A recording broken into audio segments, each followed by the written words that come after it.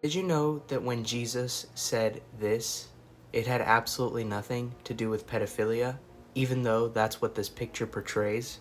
In fact, many Christians, and this includes Messianics and many Torah keepers, interpret this chapter as though Jesus is telling people not to abuse or harm children in a physical manner.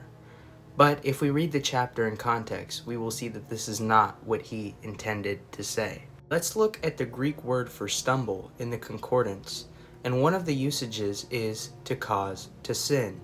Now, by physically harming a child, are we causing them to sin, or are we just victimizing them? Because those are two completely different things. In Torah, forcing someone is a sin, so if an adult was to physically harm a child, they would not be causing that child to stumble, but rather they would be the one sinning.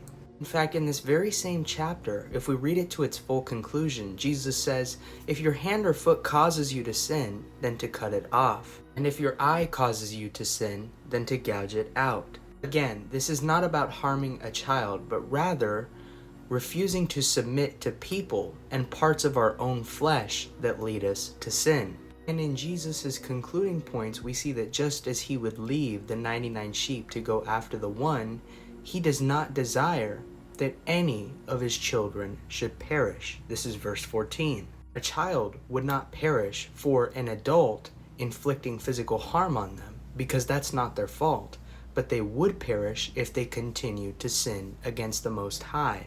Clearly saw Jesus comparing the children of the Father to sheep, which is why they need a shepherd to guide them, a shepherd that won't be a stumbling block, a shepherd that won't lead them astray. And what does he mean by this?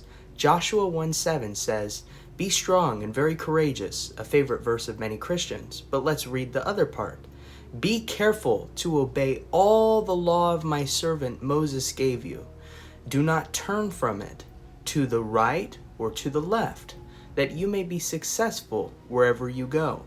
So when Jesus talks about going astray, he doesn't want these children going to the right or to the left. We know that the definition of going astray, the definition of going to the right or the left, is sinning. And when we sin, we're headed down a path of destruction. Now, what is sin? Why did God say keep the laws of Moses? Because 1 John chapter 3 and verse 4 says, "Whoever committeth sin transgresseth also the law, for sin is the transgression of the law." If you're teaching children to transgress the word of Yahweh and to not keep his commandments, it would be better for you to have a millstone hung about your neck and for you to be drowned in the depths of the sea.